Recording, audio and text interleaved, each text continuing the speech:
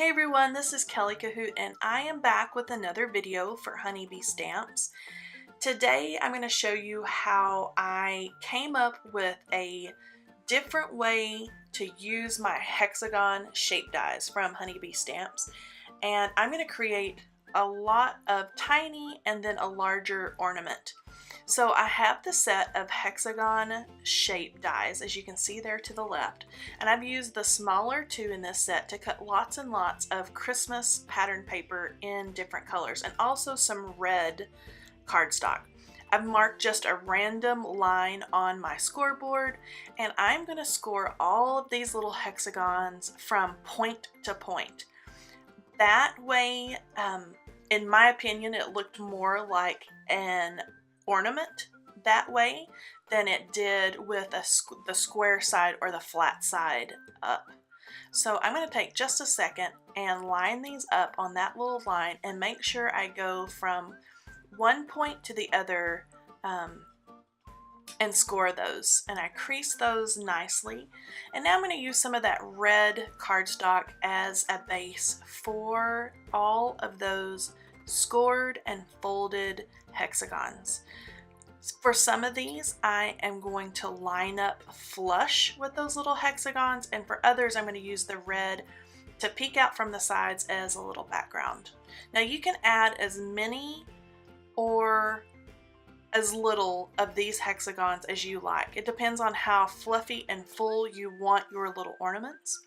For this one, I decided it would be super cute to add the smaller hexagon in with red cardstock. And I changed my mind. I thought, well, if red cardstock is cute, then glittery red cardstock is even better for Christmas. And so I cut the tiny little hexagon with red glittery cardstock, and then also the word bright. Now I love these die sets from Honeybee Stamps, and especially the new ones that they've put out recently. There's the word bright, sparkle, and shine. So these are perfect for Christmas cards and projects. So I've cut the word bright out of red sparkly cardstock, and I am gluing that down so I know exactly where I need to line up those stamps to stamp merry and bright. I'm going to line those up in my Misty and stamp those with some green coordinating ink that matches that pattern paper for my ornament. And I've cut that card panel with the Honeybee Stamps A2 frames dies. That's the larger in the A2 set. And that makes it to where I can pop that onto a red card base, and the red will peek out from around the sides. So I got that stamped down, and now I can add my twine that's going to hold the little ornament and the ornament itself. Now, to be super easy with this twine and to make sure it stays nice and taut, I've used Scotch tape, or you can use whatever clear tape that you have. I didn't want to take the time for a liquid glue or a glue dot or anything like that. I was afraid it would pull out when I was trying to work with my little ornament. So I just used tape on both sides. Made sure that the front side was little enough so it doesn't poke out from behind my little ornament there. And then I'm going to try a super simple little bow to go there at the top of my ornament. Now when I tie a bow and I want it to stay nice and straight, I loop it around both of my pointer fingers and then tie it in a knot from there. Tie the loops in your knot instead of starting like you would if you tied your shoes with your knot first. It seems to make your little bows stay nice and straight and they don't curl up as much. So I did that, added a little liquid adhesive, and added my bow right to the top of that. And then I'm going to pop this, like I said, onto a top folding red card base. And then this one is all done. I love the simplicity of this one. I love all the white space, but I love the glitter. It just gives it a little something, a little pop of something for Christmas. For this next one, I'm going to actually make a little Christmas tree branch out of just using my COPIC markers. I used that E27 to do just kind of a swish across the top of my paper. And then I'm going to take lots of different greens, to make the pine needles. Now this is super easy. All you have to do is flick from your branch down or in the direction you need it for your needle to go, because when you flick, you know, you're going to start out with that thicker spot and then it's going to come to a point where you pick up your marker. So I just picked lots of different colors to use for my little needles. So I used G99, G46, and G28, and then I'm going to finish everything off with the G85. It ended up, and I didn't plan it this way, but it ended up being a great kind of mid-tone color. It kind of blended out or covered up some of the white space right there near the branch, and anywhere where I kind of wasn't liking the way the needles were going, it kind of just made everything look all put together.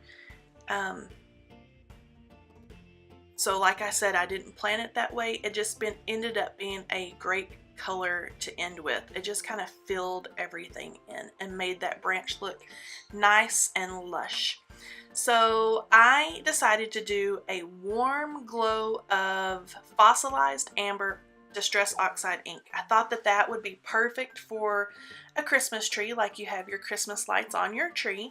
So I did kind of a darker halo of color right where that ornament's going to be, and then lighter glow of color over the rest of that card panel. I did use that same A2 frame die to cut this panel as well. And again, I'm just using the Scotch tape. I'm going to add my little ornament this time with some twine there, or it's going to have the look of it hanging there with a little bit of twine. And again, I'm going to tie my little bow, trim everything off, and add it there to the top of that ornament with some liquid adhesive. Now this ornament, you can see I made a lot fuller. I just kept adding those hexagons until it was the way I wanted it, and I used the larger red hexagon as the base and let that red poke out from the sides so you can see it. Now this stamp is from the Joy to the World stamp set, and it says, "God bless you this Christmas." I stamped that in Nouveau Clear Mark ink and then embossed it with gold embossing powder. And I'm going to add this onto some gold sparkly cardstock.